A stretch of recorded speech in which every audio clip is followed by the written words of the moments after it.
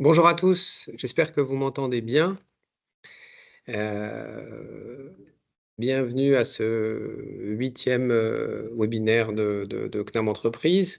Aujourd'hui, on a la chance et l'opportunité, parfait, merci pour vos commentaires, donc d'écouter Monsieur Yves Gégourel. J'espère que vous nous entendez et que vous nous voyez, Yves. Sinon, ça va C'est être pas fait compliqué. pour moi. C'est pas fait, Parfait, Mohamed. Voilà. Il me parfait, faudra merci la main beaucoup. sur le PowerPoint, par contre. Très bien. On va essayer de régler ce petit souci. Alors, pour commencer, quelques mots sur vous, Yves. Donc, vous êtes un spécialiste de renommée mondiale, même je dirais, hein, sur l'économie des matières premières et de la finance. Vous êtes actuellement donc titulaire de la chaire l'économie des matières premières et des transitions durables au sein du CNAM. Vous êtes également professeur associé à Mines Paris. Ces expériences justement académiques vous permettent de combiner pardon, cette analyse académique, la publication scientifique et également la vulgarisation via les réseaux sociaux et les médias. Et j'invite un petit peu tout le monde à vous suivre sur Instagram, sur le petit icône là où on voit votre adresse de lien. On y apprend énormément de choses. Moi, j'ai appris pas mal de choses sur des produits comme le café et l'Iran également, au travers d'un produit tel que la pistache. Vous êtes assez influent sur les think tanks et notamment sur toutes les questions liées aux enjeux globaux et des ressources de la transition énergétique. Actuellement, vous dirigez également le Cercle Cyclope, hein, qui est une société d'études spécialisée dans l'analyse des marchés mondiaux, et vous éditez un rapport annuel très intéressant. Vous dirigez au sein du CNAM un diplôme, alors avec un fait également innovant où vous êtes en partenariat avec l'INALCO, là encore institution très prestigieuse, autour d'un diplôme, mais qui est un peu une masterclass en fait, où pendant une trentaine d'heures, vous présentez et balayez avec vos collègues de l'INALCO un certain nombre de thématiques autour justement de ce qu'on va voir, de ce qu'on va voir aujourd'hui. Alors, juste quelques éléments pour les participants. Ce webinaire va durer 45 minutes, une présentation d'une trentaine de minutes. Alors, c'est pas figé dans le temps, ça peut être un peu moins, un peu plus, mais c'est toujours bien de garder un petit temps pour pouvoir échanger. Et donc, je vous invite à poser vos questions dans le chat, hein, dans l'onglet conversation. Donc, nous prendrons toutes les questions et nous les poserons à la fin de ce webinaire, en tout cas à la fin de cette présentation. Donc vos micros et vos caméras sont volontairement coupés. Et nous vous informons également que ce webinaire est enregistré et qu'on vous enverra un lien une fois qu'on aura terminé le montage pour vous présenter la possibilité de pouvoir télécharger le webinaire. Si vous avez la main, Yves, c'est à vous. Je coupe ma caméra et mon micro et je vous écoute. Alors, merci beaucoup, Mohamed, pour cette introduction. Je n'ai pas la main sur les slides, mais je vous propose, si vous l'avez, de les faire passer. Ça marche. Écoutez, bienvenue à tous. Je suis très heureux de vous proposer ce webinaire avec CNAM Entreprise sur effectivement cette thématique de la géopolitique des matières premières. L'idée, comme l'a évoqué Mohamed, c'est d'affirmer que tout en étant responsable d'une chaire en économie des matières premières, la dimension géopolitique se renforce, et ça, je ne veux pas vous surprendre là-dessus. Et pour ce faire, j'aimerais vous proposer une demi-heure, c'est très court, hein, pour parler des matières premières. Donc il y a plein de sujets que nous allons laisser évidemment de côté, mais à gros traits, je voudrais vous proposer une approche en 4 temps. Le premier élément, c'est de prouver finalement que les matières premières sont un baromètre des changements du monde, de l'instabilité du monde, et donc nous passerons quelques slides sur cet élément-là. Ensuite, nous irons un peu plus au cœur du sujet, puisque la grande problématique du moment, et on le comprend, c'est la grande problématique du moment, c'est l'urgence climatique et la transition énergétique. Donc nous allons voir comment est-ce que cette transition énergétique implique une demande extrêmement importante en ressources minérales avec des contraintes de nature variée. Et puis j'aimerais twister un tout petit peu le sujet en évoquant une forme d'évidence derrière ça, qui est qu'on a besoin de sécuriser nos approvisionnements en ressources minérales dans une logique de réindustrialisation. Et je voudrais questionner ça parce qu'à la fois c'est totalement pertinent, mais si on regarde un peu l'histoire, eh bien on voit que ces stratégies de sécurisation n'ont pas toujours été de nature commerciale, ont engendré des conflits, je pense évidemment à l'entre-deux-guerres, et donc j'affirmerais qu'il faut un multilatéralisme des ressources en parallèle à ces stratégies de sécurisation. Et puis l'autre éléphant dans la pièce, c'est de dire que oui, nous parlons de transition énergétique, mais est-ce que c'est de la transition énergétique ou de l'addition énergétique? Et donc je parlerai du rôle déterminant du gaz naturel liquéfié. Je ne l'ai pas évoqué, mais avant de parler des ressources minérales et des produits fossiles, de manière assez rapide, parce qu'on ne peut pas tout évoquer, je parlerai des céréales comme arme géopolitique, notamment aux mains de la Russie. Donc commençons peut-être par le premier thème, à savoir, donc slide 2, les matières premières, qui sont un baromètre de l'instabilité du monde.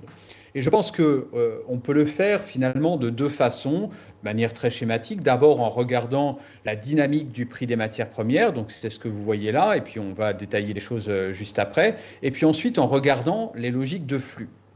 Donc là, vous avez de manière explicite donc, les prix des matières premières en base 100, hein, donc on essaie de normer tout ça, base 100 en 2010. Et donc vous voyez une succession d'événements qui se sont traduits par une élévation ou un effondrement du prix de ces matières premières. Il y a bien évidemment ce qu'on a appelé le super cycle, de manière totalement abusive d'ailleurs, hein, parce que ce super cycle qu'on nous avait promis sur 20 ans ou 30 ans, c'est-à-dire l'idée qu'il y allait avoir une demande de ressources, une demande de matières premières venant des BRICS, et je vais vous reparler des BRICS sur une logique de très long terme et que finalement il n'y avait pas de point de retournement, eh bien on a eu ce point de retournement. On a eu une première fois lors de la crise financière hein, que vous voyez ici en 2008, ce qui a entraîné un effondrement du prix des matières premières, mais finalement, les marchés mondiaux, et ça c'est une vérité quasi absolue depuis 20 ans, les marchés mondiaux de matières premières ne fonctionnent pas totalement au rythme de la macroéconomie mondiale, puisque ce qui va importer, c'est avant tout la demande chinoise. Et finalement, en 2009, en 2010, en 2011, politique monétaire expansionniste, et surtout cette Chine qui est présente et qui fait que les matières premières ont continué, ont une forte résilience et ont continué à progresser.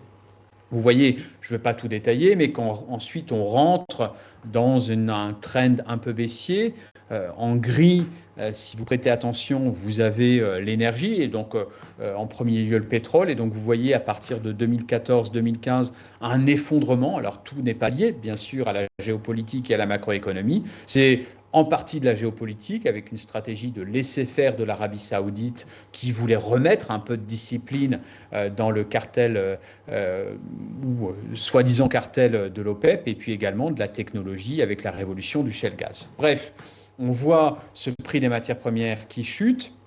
La suite sera la première guerre commerciale entre la Chine et les États-Unis. On arrive à un début de rapprochement entre ces deux pays fin 19, et puis arrive ce que l'on connaît tous, à savoir la pandémie de Covid, qui a été marquée en réalité par une fermeture très rapide de l'appareil productif chinois sur le premier trimestre 2020, et évidemment par des avions qui sont cloués au sol et un secteur du transport qui a été quasiment anéanti, en tout cas sur cette courte période. Mais à nouveau, ce qui est très important à comprendre sur les marchés mondiaux de matières premières, c'est que les drivers, ça reste finalement la Chine, et la Chine va redémarrer son appareil productif. Ensuite, l'ensemble des pays industrialisés, et ça s'est traduit par une crise logistique majeure et un déséquilibre offre-demande et des prix des matières premières qui ont très fortement augmenté au point de créer une inflation que l'on pensait conjoncturelle et qui a été une inflation quasi structurelle. Les choses s'apaisent à partir de la fin 21 avec des trajectoires variées, mais disons fin 21, début 22, et puis la guerre en Ukraine. Et à nouveau, pour parler de géopolitique, ce qui a compté, c'est finalement pas tant la guerre en Ukraine que la façon dont les marchés ont considéré le risque de sanctions. Et si on regarde le prix des matières premières, il y a eu un pic début mars 22 qui en réalité n'est pas le début à 15 jours près, mais qui n'est pas le début de la guerre en Ukraine. On s'est dit il va y avoir des sanctions et la Russie est un producteur majeur d'un grand nombre de matières premières. Sanctions, et donc veut dire une offre en diminution sur les marchés internationaux et donc un pic des prix. Or, les marchés ont vite considéré que finalement ces sanctions occidentales allaient mettre du temps et qu'elles seraient assez largement différenciées en fonction du produit, relativement rapides sur le pétrole, beaucoup plus compliquées sur le gaz avec des problématiques autour de l'approvisionnement de l'Europe et encore plus compliquées probablement pour les céréales avec la Russie, on en reparlera, qui a joué l'arme de la géopolitique du blé, et puis des métaux dont le monde occidental est assez dépendant. Je passe la suite. Regardez ce qui s'est passé. Regardez ce qui s'est passé. Juste, on revient un tout petit peu avant. La dynamique des prix de l'or. Vous voyez en jaune. Voilà, on va zoomer un peu, mais évidemment, l'or. Et je provoque un peu en disant que l'or n'est pas tout à fait une matière première, puisqu'elle a très peu de demande industrielle qui va flamber. Je ne vais pas commenter tous ces éléments, vous les aurez, on va peut-être vous donner les slides si ça vous intéresse, mais vous voyez que l'or, non, on revient juste avant, l'or est vraiment ce curseur, ce baromètre dont je vous parle de l'instabilité mondiale, avec une problématique assez particulière. C'est-à-dire pourquoi est-ce que je vous dis que l'or n'est pas tout à fait une matière première? Parce que c'est une valeur refuge et donc elle aura deux drivers. En réalité, elle en a plein, mais elle aura deux drivers essentiels. D'abord, l'incertitude mondiale. Plus l'incertitude est forte, plus on va se réfugier vers l'or, mais dans le même temps, évidemment que les investisseurs sont pragmatiques et vont rentrer dans une logique d'arbitrage. C'est-à-dire que pour aller vers des actifs sûrs, on a soit l'or, soit les bons du Trésor américain. Alors on pourrait en rediscuter dans le contexte de Trump, mais et donc en fonction du niveau des taux d'intérêt, on va choisir plutôt l'un ou l'autre. Les bons du Trésor américain servent des taux d'intérêt, donc lorsque les taux d'intérêt sont élevés, eh bien, on aura tendance à les privilégier. Lorsque les taux d'intérêt sont faibles, on aura plutôt tendance à aller vers l'or. Et vous voyez, ce qui est assez intéressant, c'est que, regardez mon graphique, là, on est entre 2022 et 2023. On arrive, situez-vous, je n'ai pas le curseur, je suis désolé, on arrive à voilà, le point bas sur l'année 2022, et puis on a une remontée. Vous voyez, juste avant, inflation jugulée. Là, en réalité, les taux d'intérêt ne montent pas. Par contre, on intègre l'idée que l'inflation est maîtrisée et qu'on va aller vers cette baisse des taux d'intérêt. Et donc, le plafond de verre qu'avait l'or à ce moment-là, à savoir d'un côté une incertitude relativement forte, mais de l'autre des taux d'intérêt qui étaient relativement élevés liés à l'inflation, eh bien ce plafond vert saute et il était très logique que, avec l'attaque du Hamas et le conflit Israël-Palestine, avec les élections américaines, avec le tristement fameux Liberation Day de Trump et la guerre, non pas Israël-Israël, mais Israël-Iran, bien évidemment, eh bien, on touche des sommets. Donc, vous voyez à quel point tout ça, ça va se refléter dans le prix des matières premières. Alors, évidemment, il n'y a pas que l'or, et on voit sur la slide suivante que évidemment, on a réagi, les marchés ont réagi à la guerre très rapide entre Israël et l'Iran. Pourquoi? Parce que il y avait en toile de fond ce fameux détroit dont on vous a largement parlé dans l'actualité, à savoir le détroit d'Ormuz, qui concentre à peu près 20% des exportations de pétrole et de gaz, à la fois pour l'Iran naturellement, mais également pour l'Arabie saoudite. Et donc ça, c'est un point clé. Et donc, dès lors qu'il y a eu cette attaque entre Israël et l'Iran, cette guerre entre Israël et l'Iran, eh bien, le prix du pétrole a augmenté. On le voit sur la slide suivante. Mais à nouveau, ce qui est intéressant, c'est de comprendre les anticipations. Et j'ai envie de dire, de lire dans la dynamique du prix de ces matières premières la façon dont les marchés appréhendent le risque géopolitique. Là, vous avez le prix donc, du pétrole c'est la référence WTI, donc c'est une référence nord-américaine, mais on aurait pu prendre le Brent, ça aurait été la même chose. Et puis à droite, le TTF, qui est la référence gazière pour le gaz naturel sur l'Europe continentale. Et ce qui, à mon sens, est extrêmement intéressant dans ce qui s'est passé, c'est que, oui, les prix du pétrole et du gaz ont augmenté, comme vous le voyez, hein, là on est sur la période juin, mais finalement pas tant que ça. Et pourquoi? Deux raisons. D'abord parce que même si l'Iran a un rôle important sur la scène pétrolière mondiale ou gazière, le rôle n'est pas ultra déterminant, et surtout parce que Israël n'a pas ciblé l'île de Karg, qui est le hub d'export de l'Iran, et puis plus globalement parce que le marché, et peut-être, hein, l'histoire n'est pas tout à fait terminée, mais peut-être que le marché n'achetait pas la probabilité que le détroit d'Ormuz soit fermé.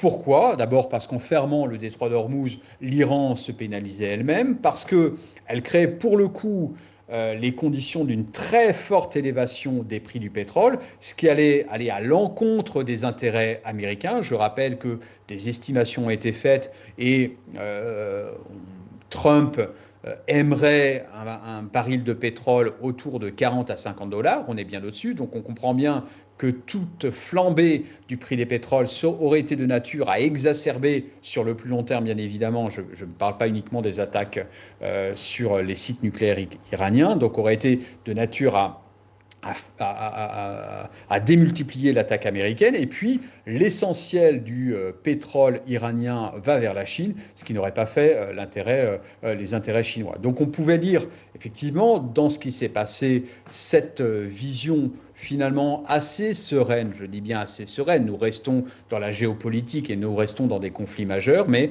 des marchés, et preuve en est, les prix ont lourdement dévissé par la suite. Sur la slide suivante, je voudrais attirer votre attention sur un autre élément. Je ne sais pas quel âge vous avez, mais au début des années 2000, rappelez-vous, quand je vous parlais du super cycle, le terme de BRICS était extraordinairement à la mode.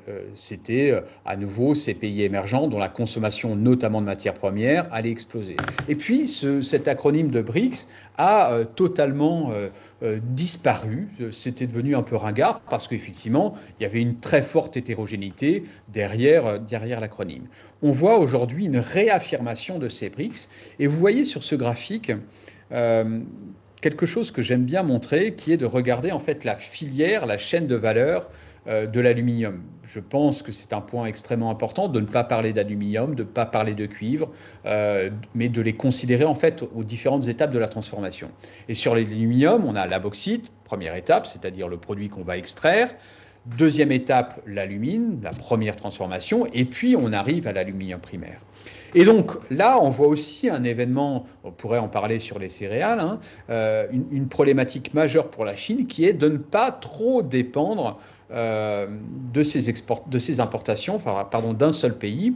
Or, sur la bauxite, alors que la Chine est le leader mondial en matière de production d'aluminium, on avait historiquement, vous le voyez au début du graphique à gauche, une très forte dépendance à l'Australie.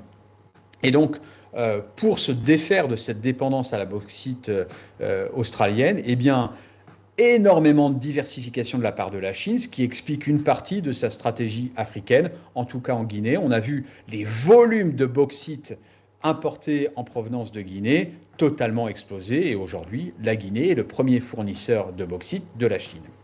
Si on regarde le deuxième élément, donc là, la balance commerciale, c'est-à-dire à nouveau les exportations moins les importations, on voit que la Chine est déficitaire en alumine. Elle importe en effet net de l'alumine. En revanche, regardez ce qui se passe sur 2023, je n'ai pas les chiffres encore de 2024, mais c'est également vrai, on voit que même si la Chine est importatrice nette d'alumine, elle est exportatrice nette vers la Russie. Et pourquoi elle est exportatrice nette? Parce que la Russie a été pénalisée dans ses approvisionnements en raison des sanctions occidentales et notamment de l'Australie.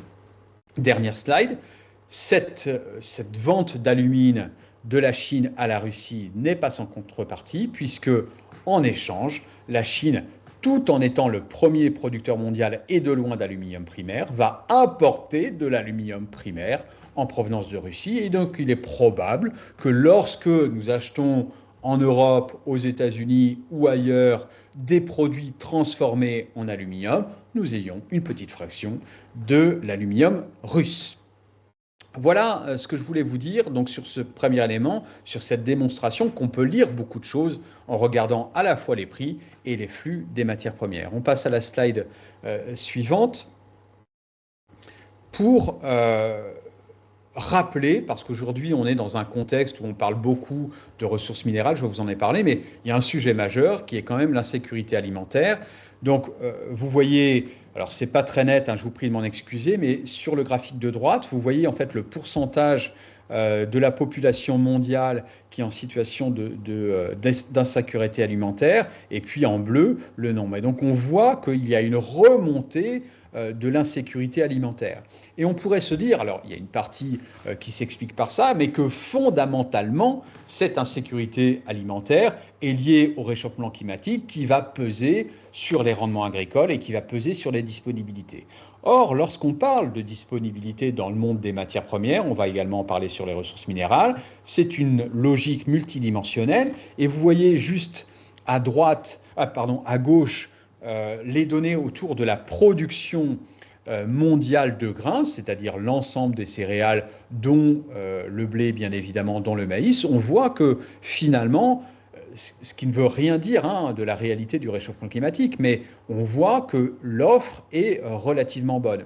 Et donc, une des conclusions que l'on peut faire derrière tout ça, c'est que les céréales, la problématique de la disponibilité des céréales, c'est une problématique politique et géopolitique. L'autre élément à voir là-dessus, sur la slide suivante, c'est évidemment l'affirmation de la Russie sur les céréales. Vous voyez à gauche la production européenne. Donc on est autour de 131, sur les estimations pour la campagne 25-26, on est à 136 millions de tonnes.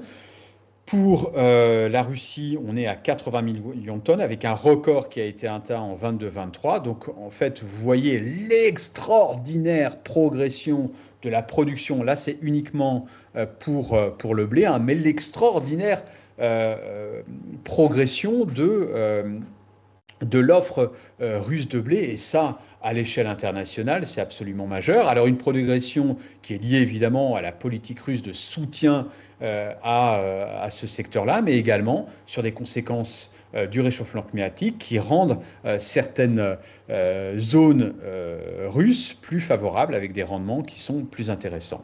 Si j'en reviens à mes logiques d'importation et d'exportation, je suis un peu rapide, on n'a qu'une demi-heure, mais regardez la slide suivante, j'ai choisi de vous montrer la part de la Russie dans les importations de pays majeurs, des importateurs majeurs. Alors, je ne vous ai pas mis la Chine parce qu'il n'y a pas de réalité, de grande réalité sur les exportations russes vers la Chine. Alors, je vous dis exportation russe, on n'a plus les statistiques, c'est pour ça que je raisonne en termes d'importation. Mais vous voyez, par exemple, sur l'Égypte, eh bien, l'essentiel des importations égyptiennes proviennent de Russie avec une très forte progression. Sur le Brésil, toujours en orange, il n'y a finalement pas grand-chose avant et après, mais à nouveau, forte progression sur les dernières années, et puis même chose sur les importations turques. Donc vous voyez, à partir du moment où vous maîtrisez l'arme du blé, vous maîtrisez,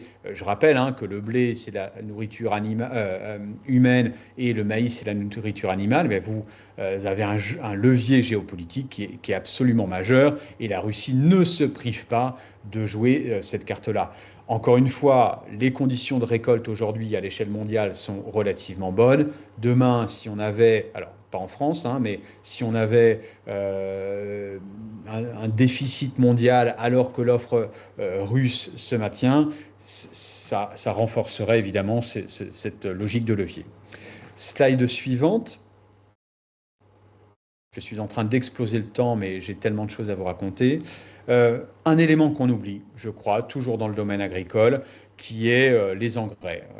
Quand on parle de ressources minérales, on parle des ressources de la transition énergétique et de manière un peu schématique, on vous parle des ressources minérales dont on a besoin dans nos véhicules électriques. N'oublions jamais à quel point les engrais sont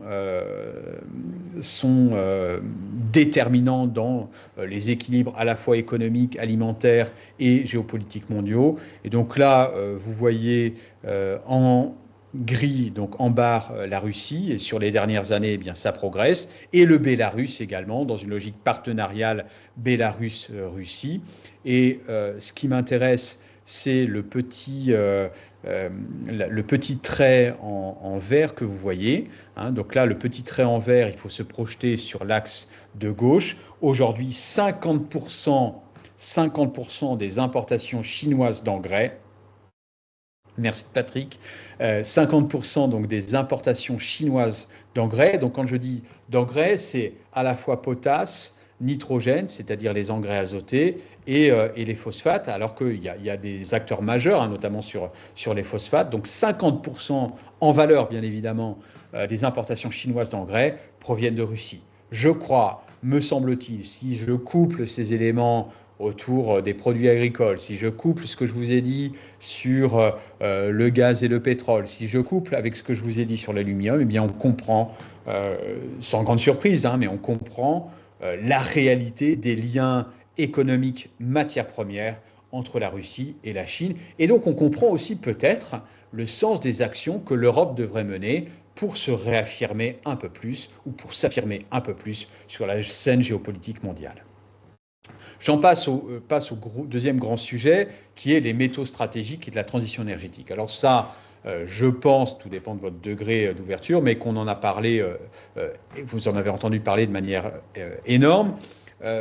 Laissez-moi vous dire quelques mots autour de cette transition énergétique. Je pense que la transition énergétique, elle a 5 grands piliers. Le premier pilier, c'est l'électromobilité. Le deuxième pilier, c'est les énergies renouvelables et bas carbone. Le troisième pilier, si on produit plus, si on a besoin de plus d'électricité dans nos véhicules, si on en produit plus de manière verte, eh bien, on a besoin de la transporter et de la stocker. Donc, on a besoin de plus de réseaux électriques et d'infrastructures de stockage de cette électricité. Et ça, donc, sur ces 3 premiers piliers, c'est mathématique, hein, ce sont des scénarios. Si on veut aller vers la décarbonation, eh bien, on va avoir une explosion de la demande d'un certain nombre de ressources minérales. On a des effets qui vont réduire, on le souhaite, cette pression sur la ressource minière, à savoir il faut développer l'éco-conception, il faut développer le recyclage et il faut développer la sobriété, mais j'insiste sur l'idée que la sobriété, ce n'est pas uniquement d'éteindre la lumière, c'est une sobriété énergétique et une sobriété matière. Je donne souvent cet exemple, je ne connais pas les débats sur la décroissance, ou en tout cas je ne suis pas à l'aise, mais je suis extrêmement surpris qu'on me présente, par exemple, un véhicule américain, un SUV de 3-4 tonnes issu jadis de l'armée américaine et qu'on me dise il est électrique, donc on va dans le sens de l'avenir. Si nous avons un véhicule d'une taille aussi imposante, on va avoir une pression sur la ressource minérale de manière considérable. Vous voyez sur le graphique de droite le contenu, et ça reste très schématique, hein, mais d'un véhicule électrique en cuivre par rapport à un véhicule conventionnel, c'est x4. Et c'est également du lithium, c'est également du graphite, ainsi de suite. Et c'est la même chose sur la génération électrique. Donc, l'affirmation, elle est très claire. Pas de métaux, pas de transition. N'oublions pas aussi 2 autres éléments que vous voyez en rouge, qui est qu'on ne parle pas uniquement de transition énergétique, il y a des phénomènes structurels qui vont augmenter la demande en ressources minérales, l'essor démographique, et en lien avec cet essor démographique, l'urbanisation. Slide suivante. Là, vous voyez donc l'explosion de la demande de ressources minérales, donc graphique de gauche, pour les véhicules électriques, si on doit aller sur le net zéro, c'est-à-dire que si on respecte nos engagements de décarbonation à 2050, eh bien, vous voyez le terbium, dysprosium, néodyme, manganèse, cobalt, tout ça, ça va exploser.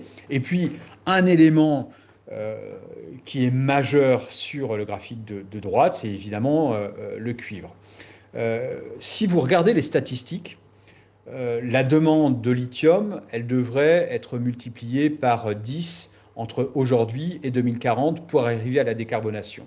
La demande de cuivre, c'est beaucoup moins, c'est disons 2,5. Donc on a envie de se dire, bon, finalement, on a moins de problèmes sur le cuivre que sur le lithium ou d'autres ressources minérales. Ne vous trompez pas, il faut regarder également les métaux dans leur histoire. La métallurgie du cuivre, elle est extrêmement ancienne, donc ça fait très longtemps qu'on tape sur les ressources cuprifères, les réserves. Elles sont certes constantes aujourd'hui, mais on voit un abaissement des teneurs, on voit un nombre de gisements majeurs qui diminue. Et donc, il va y avoir cette extraordinaire tension sur le cuivre qui en fait un enjeu géopolitique absolument considérable. Et d'ailleurs, si on était un peu technique, il y a une variable qui s'appelle les treatment charge, refining charge. C'est ce que finalement ce que le mineur doit payer au raffineur pour transformer un concentré en métal. Donc ça, c'est le signe du rapport de force entre l'amont extractif et la première transformation. Et ce rapport de force aujourd'hui